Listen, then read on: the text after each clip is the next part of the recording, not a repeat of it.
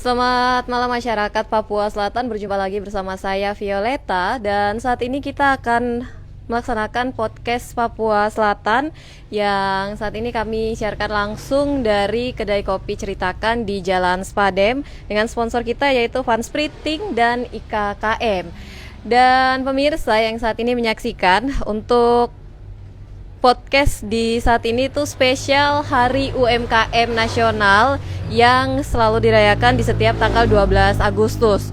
Untuk tema nasional dari UMKM Nasional ini yaitu bersama-sama kita satukan semangat penuh solidaritas menghadapi tantangan pandemi dan transformasi UMKM masa depan. Kita akan berbicara untuk UMKM maju, ekonomi kuat. Dan saat ini saya sudah bersama narasumber kita. Yang pertama ada Kabak Perekda Kabupaten Merauke, ada Kak Franciscus Ciwe. Selamat malam buat Kak Franciscus Ciwe ya. Juga ada pegiat ekowisata, ada Kak Agustinus Mahuse. Kemudian ya ini pemilik dari Madu Pokos yang Gandur yang merupakan home lokal produk, ada Kak Hesti Agnesia Maturbongs, serta fasilitator Rumah BUMN Merauke Amadea Sampai Padang, dan juga Ketua Umum BPC HIPMI Merauke. Ya, kita mau berbicara tentang UMKM di Kabupaten Merauke. Saat ini kita geliat dari UMKM semakin banyak, semakin maju ya. Walaupun masih dikatakan terseok-seok, tersendat-sendat nih. Tetapi tetap menggeliat untuk terus maju. Ya, saya mungkin yang pertama ingin mendengar dari para pelaku dari usaha dulu ya, dari usaha mikro, kecil dan menengah atau UMKM ini. Yang pertama yaitu mungkin saya ke Kak Agustinus Mahuse ya sebagai pegiat ekowisata. Nah, mungkin yang pertama boleh dibagikan dulu terkait dengan usaha yang dimiliki oleh Kak Agus sendiri itu dalam bentuk apa saja, silahkan. Baik, kalau kami sendiri ada KPE, namanya KPE itu kelompok pengembang ekowisata di Wasur Kampung, namanya kelompoknya Mahuse Mandiri, bergerak di bidang ekowisata. Jadi pengelolaan ekowisata ini kaitannya dengan, kalau orang-orang Merauke khususnya mungkin sudah paham. Maksudnya kalau kegiatan liburan atau hari Minggu dan hari-hari yang lainnya jalan dengan keluarga pasti sudah tahu yang ada di kilometer 26 setelah Wasur Kampung. Nah, di situ kami secara berkelompok mengorganisir dan menjaga wilayah itu sebagai ekowisata. Begitu. Nah, kelompoknya ada sekitar 60-an orang. Kemudian semua yang ada di situ orang asli Papua. Berikutnya kami menjadi bagian juga dari binaan Balai Taman Nasional, karena secara regulasi bahwa tempat itu menjadi bagian dari Taman Nasional. Kira gambaran singkatnya seperti itu. Kalau saat ini sampai di tahun 2022 ini sudah berjalan berapa lama? Semenjak 2020. Semenjak 2020 ya. Semenjak ya. 2020 itu masa pandemi awal. Pandemi awal kan 2019 kami mengusahakan untuk perbaikan tempatnya itu.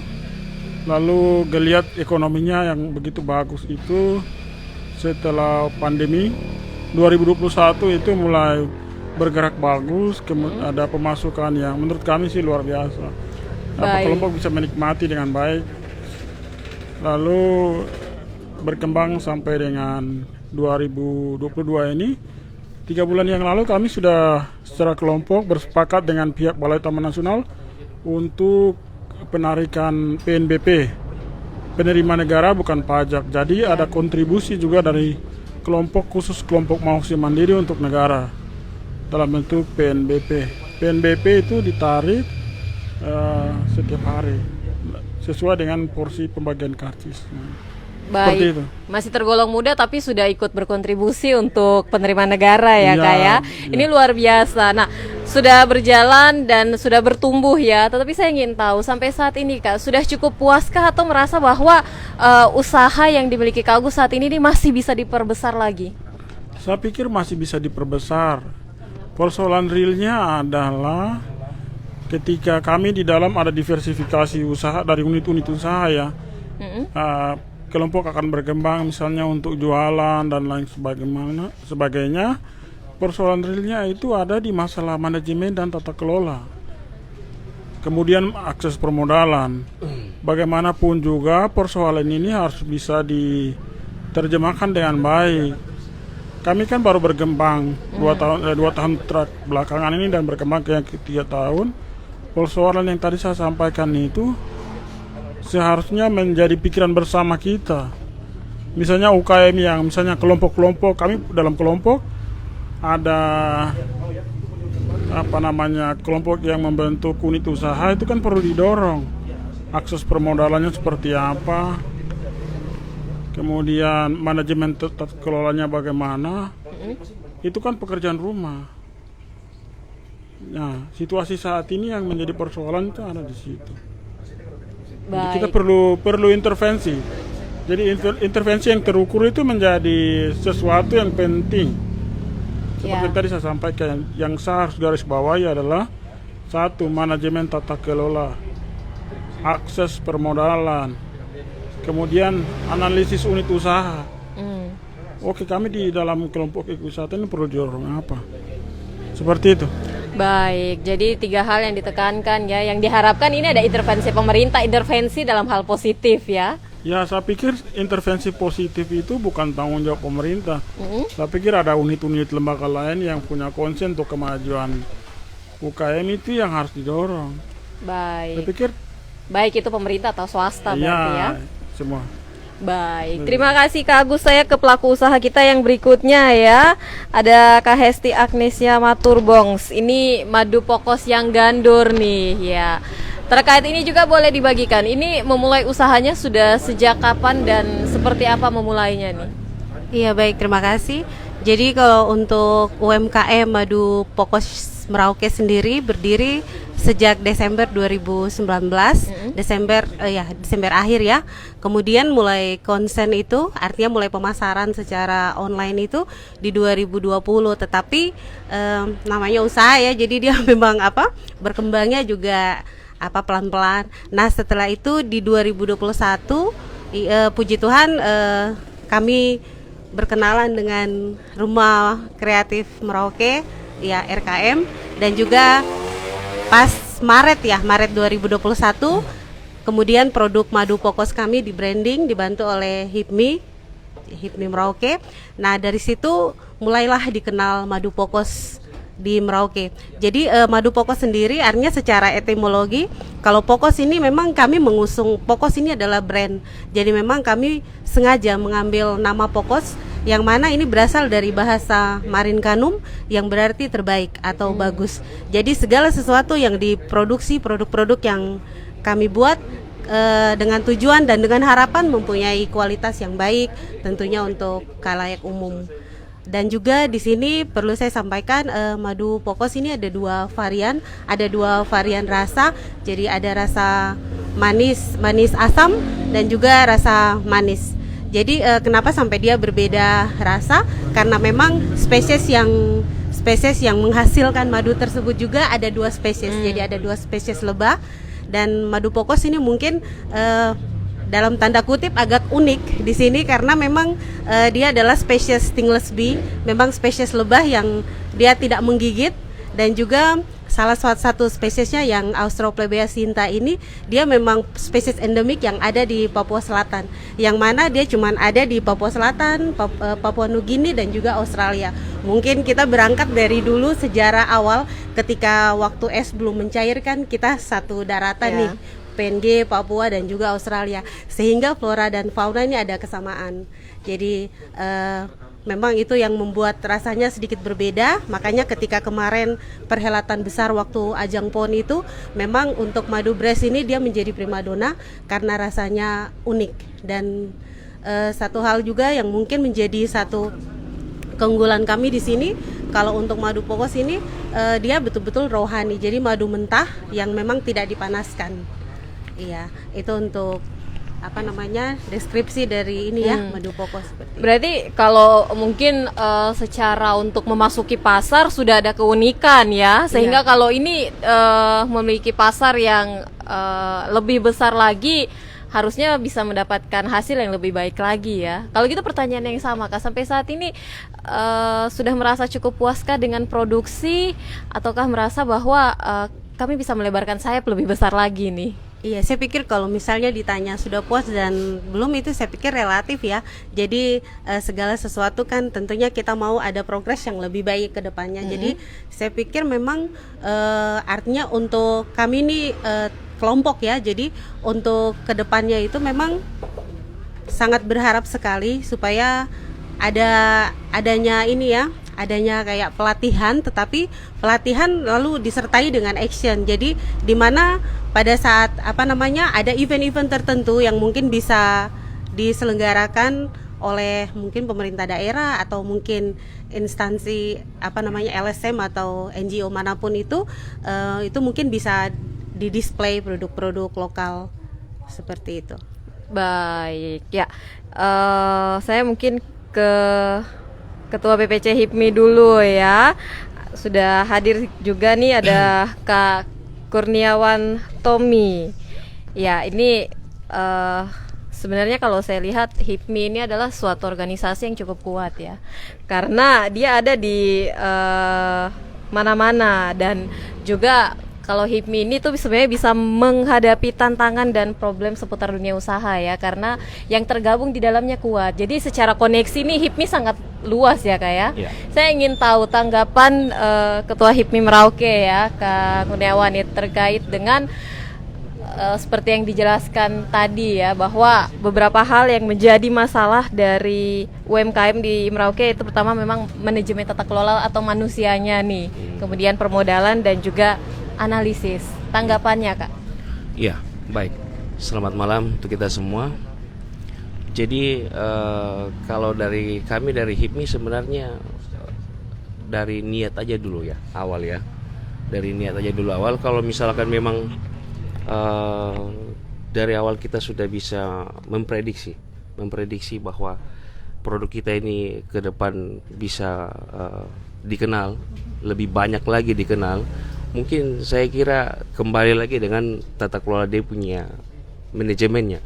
Kalau misalkan sudah dikenal terlebih dahulu, baru kita bisa kembali untuk mentata kelola dia punya manajemen. Setelah itu, ruang untuk kami HIPMI, kami akan selalu tetap terbuka buat pelaku-pelaku UMKM. Kita selalu bisa saling tukar pikiran, kita bisa saling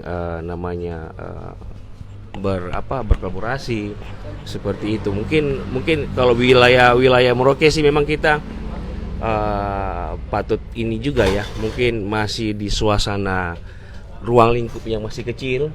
Jadi masih sebenarnya dibandingkan dengan kota-kota besar, Merauke ini sebenarnya masih berpeluang untuk kita UMKM yang dari kecil menengah sampai besar itu masih mempunyai ruang yang sangat luas untuk kita bersaing, seperti begitu. Jadi kalau untuk saya sih mungkin dari niat dulu, kita pasti bisa lah. Dari awal kalau kita udah niat pasti bisa lah, seperti gitu. Baik Kak, kalau melihat tujuan ataupun tupoksi dari HIPMI ya, ada beberapa hal yang ditekankan, karena kalau bergabung bersama HIPMI ini yaitu ada bantuan konsultasi dan kemudian pembinaan, dan juga akses berjejaring ya, karena anggotanya lebih dari 30.000 se-Indonesia. Dan juga memberikan akses pemasaran produk. Kalau untuk di wilayah Kabupaten Merauke sendiri, apakah kemudian ini sudah dapat dilakukan untuk para pengusaha yang tergabung dalam HIPMI? Iya. Jadi satu contoh, HIPMI adalah suatu badan yang bisa dibilang dia membantu program-program pemerintah, terkhususnya Kabupaten Merauke. Jadi yang tergolong dikatakan UMKM, ayo HIPMI bantu, siap untuk bantu. Ayo kita tukar pikiran, ini gimana ini caranya untuk memajukan kita punya pelaku-pelaku usaha UMKM. Satu contoh, kami HIPMI kemarin tergerak dengan Madu Pokos dengan Mause Mandiri. Satu contoh itu adalah begini, minta maaf Kakak Anex, jadi awalnya kemasannya Kakak Anex itu yang mungkin belum ini ya, HIPMI tergerak, kami branding sama mereka, kami buatkan kemasan yang begitu bagus sama Kakak Anex. Sistemnya begini, periode pertama, periode kedua, periode ketiga. Periode pertama kita masih bisa bantu, kita jalan dengan beberapa botol kemasan itu ya Kakak Anex ya. Periode kedua kita lihat apakah masih perlu dibantu, kita lanjut periode 2 ya waktu itu ya. Periode ketiga kita lihat sudah bisa berjalan sendiri, silakan Kakak Agnes Madu Pokos silakan berjalan. Baik, jadi dari periode pertama dan kedua dibantu dalam hal Siap, dimodali ya. Dimodali. Tapi dimodalinya itu bukan berupa uang, enggak. Kami lebih cenderung ke berupa barang. Seperti begitu, karena kalau uang ya kasih habis. Enggak ada sesuatu yang bisa dilihat kan. Kalau berupa barang, kebutuhannya pada saat itu Madu Pokos kebutuhannya adalah desain dan kemasan, itu yang kami bantu. Itu yang kami beri. Dan juga untuk di Mause Mandiri kami kemarin juga ada sementara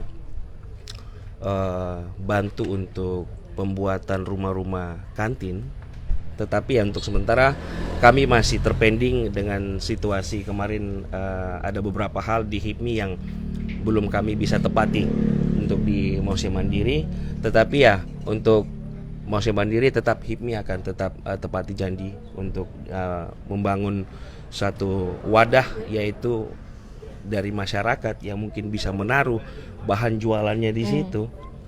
Kalau misalkan ada konsumen yang datang menikmati suasana pariwisata di tempatnya Mause Mandiri, mereka bisa membeli produk-produk di Merauke yang ada di tempatnya Mause Mandiri. Seperti itu. Baik, menarik. Berarti bisa dikatakan yang menjadi tupoksi dari HIPMI sudah dijalankan Sudah, ya di Kabupaten Merauke. sudah. Saya ingin tahu Kak, saat ini yang sudah tergabung di HIPMI sendiri di wilayah Kabupaten Merauke itu berapa banyak orang? Kalau kami dalam badan struktur itu ada beberapa badan ya, ada beberapa yang terpecah-pecah di koordinator ini. Ada UMKM juga termasuk di satu sisi Ibu Dea ini juga termasuk di koordinator ketua dalam bidang UMKM di HIPMI. Beliau juga di rumah BUMN, makanya kami juga sangat terbantu dengan adanya rumah BUMN juga yang bisa membantu kami segala macam organisasi, segala macam bidang di HIPMI ada berbagai macam porsi-porsinya masing-masing. Seperti itu. Baik. Terima kasih banyak Kak Kurniawan ya, Ketua Umum BPC HIPMI Merauke. Saya sekarang ke Kak Amadea sampai Padang. Ini fasilitator Rumah BUMN Merauke. Nah, kalau Kak Amadea sendiri atau Kak Dea ya, kayaknya sudah tidak asing kalau di pelaku usaha ya, sudah cukup mondar-mandir ke sana dan kemari ya. Nah, menanggapi seperti yang disampaikan baik oleh Kak Agustinus ataupun oleh Kak Hesti ya, bahwa yang paling utama dari pengembangan usaha yang ingin dilakukan oleh pelaku UMKM di Merauke yaitu tentang manajemen tata kelola modal dan juga analisis untuk usaha yang harus dilakukan nih. Tanggapan dari Kak Dea nih selaku fasilitator Rumah BUMN seperti apa? Kalau mengenai manajemen usaha, sebenarnya kami di Rumah BUMN itu punya kelas. Setiap bulan itu kita minimal mengadakan 3 kali pertemuan, yaitu pertemuan pelatihan, sifatnya pelatihan. Jadi kami kelompokkan UKM itu ada yang basic, intermediate, sama advance. Jadi di Rumah BUMN sendiri kita rutin mengadakan pelatihan-pelatihan seperti itu gitu kan. Jadi kalau misalnya seperti manajemen usaha apa, kita memang sudah ada modulnya. Jadi kita sudah ada kurikulum. Jadi Rumah BUMN itu memang rumahnya para pelaku usaha gitu. Jadi siapapun yang mau bergabung di Rumah BUMN yang punya usaha bisa bergabung, nanti kita bisa belajar bersama di dalam. Termasuk Kakak Agnes juga selalu aktif ikut kegiatan pelatihan dan event-event juga biasa beliau juga ikutin gitu. Jadi kalau misalnya untuk manajemen usaha, sebenarnya kalau misalnya pelaku usahanya sendiri aktif dan rutin mengikuti kegiatan-kegiatan yang diadakan, itu sebenarnya mereka bisa udah mulai ini kok naik kelas kita bilang. Jadi memang gimana caranya UMKM ini naik kelas, ya mari kita belajar bersama gitu di Rumah BUMN. Baik. Berarti pelatihan-pelatihan itu menjadi program berkelanjutan ya yang terus dilakukan ya di Rumah BUMN ya. Betul. Nah, kalau melihat UMKM saat ini di wilayah Kabupaten Merauke Kak Dea, karena sudah cukup banyak yang didampingi ya, karena cukup aktif di media sosial ya, jadi bisa diikuti nih program kerjanya. Kalau dari Kak Dea melihat sendiri, sebenarnya kendala utama yang dihadapi oleh para pelaku UMKM dan mungkin untuk menyelesaikannya, ini yang harus paling berperan nih siapa nih sebenarnya dan seperti apa? Iya. Kalau saya selalu support UMKM binaan saya itu, saya bilang pokoknya dari kita sendiri dulu sebenarnya. Ini kan usaha kita sendiri. Jadi kalau bisa yang berjuang itu kita sendiri gitu. Jadi kalau misalnya nanti udah buntu, udah stuck nih, baru kita kira-kira cari siapa yang bisa support kita gitu kan. Jadi jangan, kalau saya lebih tekankan, saya lebih open mind para UMKM yang ada di Merauke itu gimana caranya kita bisa mandiri tanpa harus minta sana sini. Nanti juga kalau misalnya usaha kita ini sudah jalan, sudah kelihatan, nanti support ini akan datang gitu. Seperti Kakak Agnes dulu awalnya ya sendiri-sendiri aja gitu kan. Tapi Pemda, terus ada dari HIPMI, lihat oh ini ternyata potensial gitu. Kita bisa support di, misalnya HIPMI tadi bisa support dari branding kemasannya, di situ masuk. Terus sekarang sudah mulai juga merapat dari pihak pemerintahan daerah. Itu kan, jadi sekarang sebenarnya mindsetnya sudah bisa dirubah. Kita jalan dulu sendiri, nanti ketika jalan itu ada pihak-pihak yang bisa lihat kita punya usaha sampai mana. Akhirnya kalau misalnya pihak-pihak ini sudah tahu, oh oke, kita masuk dari segi branding atau dari segi promosi, nanti pihak-pihak yang akan support ini yang akan membantu kita tanpa kita harus kasarnya ya harus mengemis untuk minta bantuan. Seperti itu sih kalau saya lebih menekankan kepada UKM saya untuk mandiri. Nanti kalau misalnya kalian udah kelihatan juga pihak-pihak yang akan support itu banyak kok gitu. Baik, berarti kalau dari Kak Dea sendiri melihat untuk para pelaku UMKM di wilayah Kabupaten Merauke ini, apakah mereka memang sudah ketika sudah memiliki usaha ya Pak, mereka memang sudah cukup percaya diri untuk mandiri ataukah masih manja nih? Kalau manjanya pasti ada. Masih ada ya. Itu yang mungkin jadi tanggung jawab untuk di ini ya Kak. Tapi saya selalu dorong sih, maksudnya kayak ya itu saya bilang ya kalau kita punya usaha sendiri, kita bisa berjalan mandiri sampai di titik kita kayak udah stuck di mana, itu pasti ada kepuasan tersendiri juga. Oh saya bisa maju tanpa dukungan orang lain atau dari dukungan Pemda atau apa gitu kan. Tapi ya memang saya kira juga di sini bagus banget ada Pak Ciwe juga gitu kan, yang bisa dengar dari pelaku usaha langsung. Mungkin pemerintah daerah atau pihak-pihak terkait bisa bergandengan tangan, gotong royong untuk bantu para UMKM ini, dan kami Rumah BUMN siap untuk berkolaborasi. Baik, iya. Jadi kalau yang manja masih ada ya Kak ya. Karena kenyataannya apapun yang masyarakat lakukan yang salah pemerintah. Usahanya nggak maju karena nggak diperhatikan pemerintah. Padahal sebenarnya bisa maju kalau kita berusaha ya. Contoh soal nih yang pelaku usaha kita di sini ya Kak ya. Maju pertama ya pakai niat dulu ya. Iya, betul. Seperti yang disampaikan oleh Kak Kurniawan ya, ini yang penting niatnya dulu nih. Betul. Tapi ya seringkali seperti itu. Apapun yang terjadi salah pemerintah nih. Nah, sebagai pihak bersalah ada Kak Ciwe nih. Mewakili pemerintah ya. Baik, ini kabak perekonomian daerah ya. Jadi biasanya ini dalam hal untuk membantu tugas dari asisten perekonomian kabupaten ya.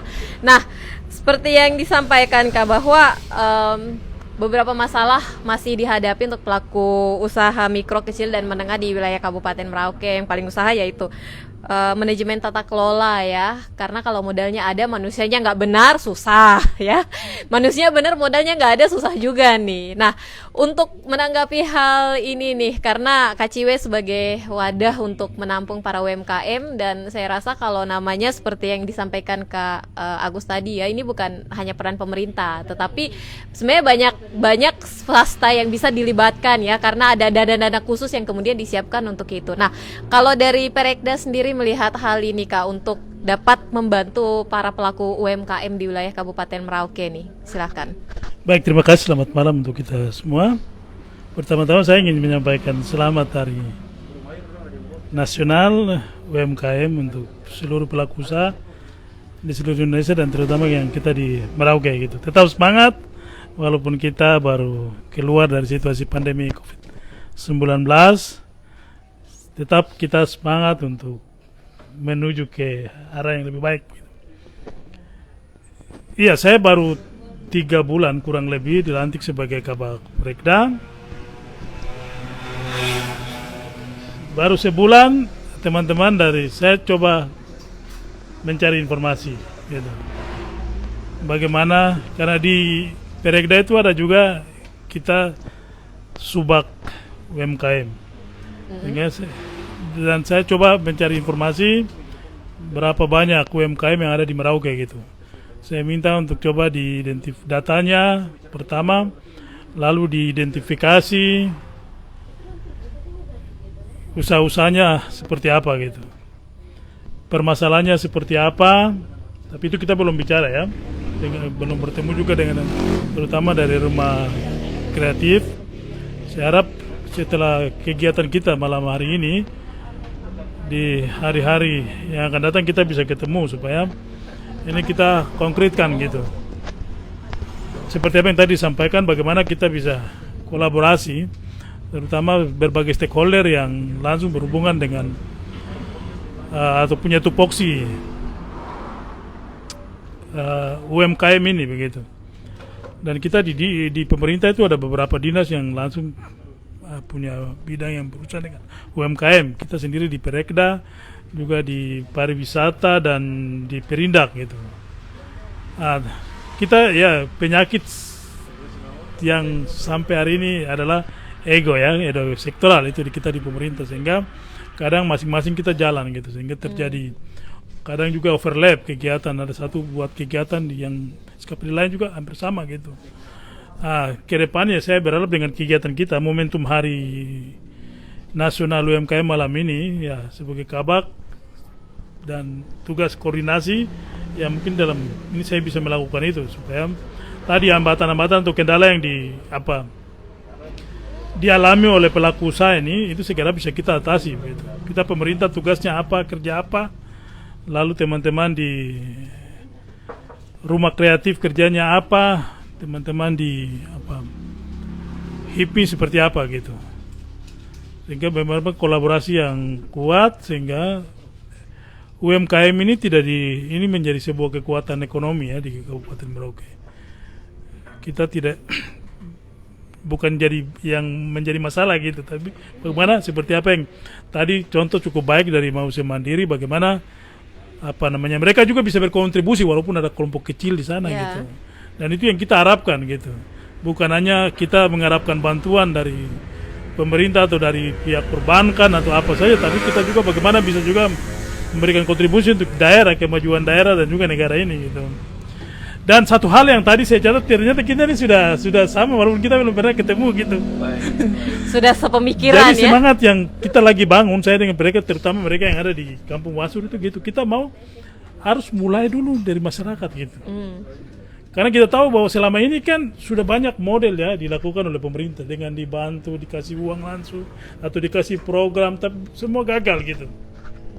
Itu harus kita akui gitu. Tapi hari ini kita mau supaya bagaimana masyarakat mulai sendiri gitu. Pasti dengan sini banyak pihak yang datang berdatangan. Dan satu hal yang saya sudah sampaikan ke masyarakat suku Marori, Engke, tidak lagi seperti yang tadi disampaikan, tidak lagi mengemis. You punya potensi. Mulai sudah. Kita pemerintah siap memfasilitasi gitu. PPS sudah ada, Tanggal 30 kemarin sudah ditetapkan ya, sudah disahkan gitu. Mari peluang yang ada, potensi yang ada di kita, mari kita kembangkan gitu. Saya pikir teman-teman mitra pemerintah, saya pikir pasti kita akan sama-sama bantu itu. Ya. Persoalan tadi, mungkin manajemen atau sumber daya manusia, pasti kita akan saling berbagi gitu. Tinggal sekarang bagaimana masyarakat kita mau tidak gitu, mau mulai tidak gitu, potensi yang ada. Kita mulai dengan pendataan potensi nanti, peta lagi disiapkan, dan saya cukup apresiasi dengan suku Marori Menggei ini gitu. Dari adat kompak, pemerintahan kampung lengkap, cukup mendukung, dan dari marga-marga itu apresiasi yang luar biasa. Jadi saya pikir juga pada kesempatan malam hari ini saya sampaikan bahwa ya mari kita dukung begitu masyarakat yang mau maju, mau berkembang gitu. Tanpa merusak lingkungan, kita tetap junjung tinggi itu. Demikian. Baik ya, ini menarik ya, karena kalau menghadapi PPS ini nih kayaknya komentar paling banyak ya, apalagi kalau sudah di Facebook ya. Kenapa senang nanti kalian tuh punah, tidak akan diberi kesempatan. Padahal sebenarnya ada contoh nyata kayak Kak Agus ya. Kesempatan itu kita yang ciptakan. Kalau kerjanya cuma komentarin gitu kan, terus nggak ngapa-ngapain, ya pastinya akan kalah dengan saudara-saudara lainnya ya. Ini contoh nyata di mereka ini suku terkecil yang kalau dari sisi bahasanya sudah hampir punah. Betul. Dari penuturnya yang bisa menguasai bahasanya di 8 orang penutur begitu. Tersisa Tapi 8 orang mereka optimis gitu. Mereka tidak berkecil hati, mereka optimis bahwa kita bisa gitu. Banyak yang mengatakan bahwa nanti tanah gini ya. Ini salah satu strategi bagaimana kita melindungi tanah kita dengan tadi pendataan potensi, lalu ada unit-unit usaha di sana untuk berkembang gitu. Iya. Saya salah satu orang yang juga dibully juga karena bicara soal PPS gitu. Tapi ya kita dari situ kita bisa nangkap sebenarnya apa sih maunya masyarakat kita seperti apa gitu. Kemarin mereka minta SDM. Nah, tinggal bagaimana sekarang pemerintah bagaimana alokasikan anggaran untuk pendidikan gitu. Nah, sekarang juga ekonomi menjadi penting gitu. Bagaimana fondasi ekonomi masyarakat terutama masyarakat adat ini harus juga pemerintah harus punya program dan strategi yang baik gitu. Ya, dengan mengalokasikan anggaran yang cukup. Kami juga usulkan supaya mulai tahun depan itu kalau boleh sudah ada musrembang adat khusus bidang ekonomi gitu untuk masyarakat adat ini gitu. Supaya potensi dimulai dengan pendataan potensi itu. Nah, supaya mereka mulai kelola potensi yang ada itu, tanah yang ada gitu. Baik, yang satu hal juga ya bahwa dari pemerintah pun sudah beberapa kali melakukan untuk pemberian modal ya, tetapi ternyata tidak berjalan karena memang pendampingan dibutuhkan ya. Via begini, jadi saya kira Pak Bupati juga berapa kali sudah sampaikan bahwa dari dana otsus juga tahun ini ada bantuan, dan kami sedang mendata semua. Kita harapkan tidak terlalu lama, khusus untuk orang asli Papua sumber dari otsus. Kita harapkan ini bisa segera kita jalan gitu. Di minggu depan kita mulai rapat lagi, kira-kira saya kira juga di pariwisata ada juga. Sekarang bagaimana pelaku-pelaku ini sudah mempersiapkan diri gitu. Legalitas dari usaha mereka juga harus ini gitu. Karena hari ini kita bicara transformasi gitu, transformasi ekonomi ya. Gitu. Jadi kita tidak bisa lagi dengan cara-cara tradisional, cara-cara yang lama lagi gitu. Karena kita ketika masuk di dunia pemasaran begini persaingan gitu. Jadi tidak bisa karena ini orang Papua jadi ya belas kasihan gak bisa yuk. Tidak lagi afirmasi ya, ini yang sering kali karena saya ini Papua harus afirmasi gak bisa, nih gitu. Nah, makanya kita minta dukungan juga dari masyarakat. Masyarakat adat, mari kita sama-sama gitu. Ibu Dea juga dan teman-teman di HIPMI juga pasti ya tidak ini. Ataupun dari Mausi Mandiri mau datang belajar ke sana, kenapa tidak mau datang belajar di Madu Pokos di yang Gandur, kenapa tidak gitu. Kita saling berbagi ilmu gitu. Untuk kita maju sama-sama.